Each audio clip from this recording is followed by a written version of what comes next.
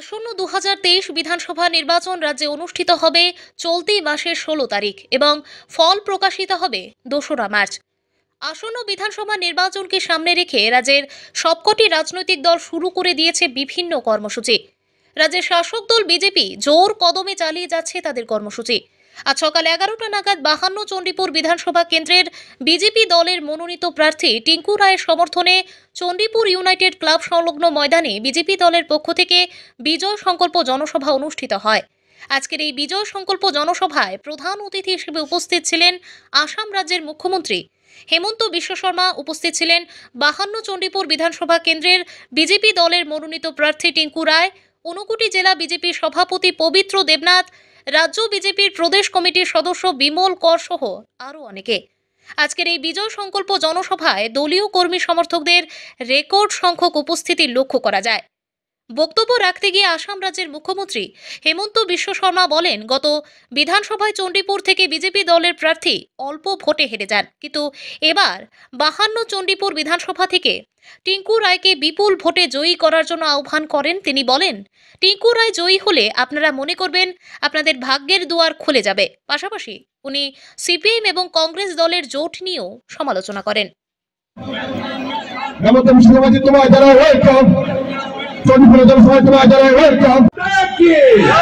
भारत माता की टिंकू तो जीत गए। ठीक है, हम थोड़ा हिंदी में भी बोलेगा, थोड़ा बांग्लाटा एकदम ভালো করে বলতে পারবো না, ওই জন্য হিন্দিতে বলবে। ठीक है, एक नया त्रिपुरा उभर के आया है। आज त्रिपुरा का जो परिस्थिति है किया है देश के लिए, हमारा नेताजी सुभाष चंद्र बोस भारत का स्वाधीनता संग्राम में नेताजी का कितना कंट्रीब्यूशन था, लेकिन स्वाधीनता का 75 साल हो गया था। नेताजी का नाम में दिल्ली में सरकार ने एक प्रतिमा भी नहीं बनाया था। आज दिल्ली का जो हमें जो इंडिया गेट बोला जाता है, जहां में इंग्लैंड का राजा का एक समय प्रतिमा था, आज नरेंद्र मोदी जी ने इंग्लैंड का राजा का प्रतिमा को हटा के नेताजी सुभाष चंद्र बोस का प्रतिमा इंडिया गेट में स्थापन किया है। त्रिपुरा से हम लोग ने सीपीएम को बाहर कर दिया। जब सीपीएम को बाहर कर दिया, सीपीएम को दोबारा आना है तो किसका साथ आओ? उन्होंने फिर ढूंढा कांग्रेस को, आओ कांग्रेस और हम मिल जाते हैं। आज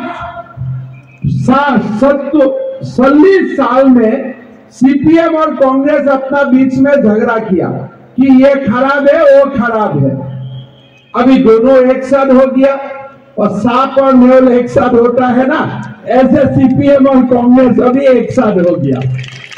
फिर एक साथ होने में भी ड्रामा है। एक दिन बोलता है कि मैं 17 में लड़ूंगा, तो सीपीएम बोलता है मैं 60 में लड़ूंगा। 2 दिन का बाद में बोलता है नहीं नहीं मैं 13 में लड़ूंगा। सीपीएम बोलता है मैं 47 में लड़ूंगा। अरे चुनाव का पहले तुम लोग का बीच में झगड़ा शुरू हो गया, और चुनाव का बीच में तो महाभारत हो जाएगा, चुनाव का बाद में तो महाभारत हो जाएगा। आज आप देखिए सीपीएम और कांग्रेस क्यों एक साथ हुआ है, इसलिए सीपीएम भी जीरो है। भारत में कोई स्टेट में सीपीएम का सरकार नहीं है। आप असम में जाइए सीपीएम नहीं, मणिपुर में जाइए सीपीएम नहीं, कर्नाटक में सीपीएम नहीं, महाराष्ट्र में जाइए सीपीएम नहीं। देश में कोई जगह में सीपीएम नहीं है। कांग्रेस पहले था, आज कांग्रेस भी कहीं में नहीं है। तो सीपीएम भी एक जीरो है, कांग्रेस भी एक जीरो है, और दोनों जीरो को मिला दीजिए और बहुत बड़ा जीरो हो जाएगा।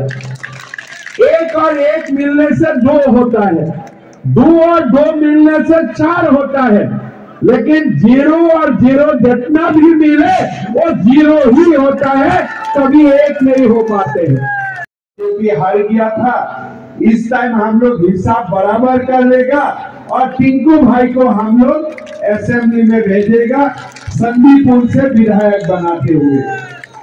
मैं अभी कैलाश शहर से आया, टिंकू भाई ठीक बोल रहा है, ये इलाका इतना बड़ा एक प्राचीन सभ्यता है, ये इलाका में डेवलपमेंट करने का बहुत सा मौका था, लेकिन ये इलाका में हमेशा से सीपीएम जीता और सीपीएम ने कभी त्रिपुरा के लिए काम नहीं किया।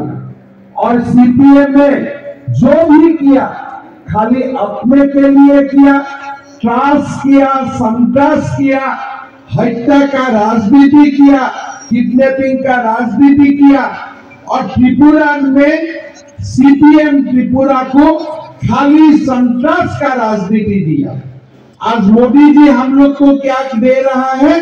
मोदी जी त्रिपुरा को पॉलिटिक्स ऑफ डेवलपमेंट, विकास का राजनीति दे रहा है। और सीपीएम क्या दिया था? संतोष का राजनीति दिया था। आज मैं असम का मुख्यमंत्री बना, लेकिन 2018 साल में जब त्रिपुरा चुनाव में गया था, वो समय मैं यहाँ में इलेक्शन इंचार्ज था। हर त्रिपुरा का हर जगह में घूमने का मुझको मौका मिला। वो समय जब मैं एयरपोर्ट से पहला बार अगरतला आया, मैं पहला बार देखा भाई 200-300 मीटर में एक सीपीएम का ऑफिस है। हमारा मन में लगा कि त्रिपुरा में सीपीएम ऐसा बना दिया था, मंदिर कम था और लाल वाला ऑफिस ज्यादा था। ऐसा त्रिपुरा का हालत होता है। इतना लाल लोगों का खून का भी कलर लाल है और सीपीएम का फ्लैग का कलर भी लाल है। लोगों का खून से ही सीपीएम का फ्लैग बना हुआ है, लाल लाल लाल लाल। तो मैंने उनको पूछा, और ये कार्यालय में क्या होता है? पूरे नहीं जाना, पुलिस स्टेशन जाना नहीं है, पहले सीपीएम का ऑफिस आना है। पूरे रेगा का कार्ड सीपीएम का ऑफिस में जमा करना पड़ता है। जो भी कोई नौकरी चाहिए तो सीपीएम का मिशन में जाना पड़ता है। बिना सीपीएम त्रिपुरा में कोई कुछ काम नहीं होगा। हम बोला भारत का कोई प्रदेश में तो ये सीपीएम नहीं है, ये यहाँ में क्या बैठा हुआ है? पूरे ने जाना त्रिपुरा में ऐसा ही सलाह है, कोई भी उसको ना करे तो रात मर्डर भी कर सकता है, गुंडागिरी भी कर सकता है।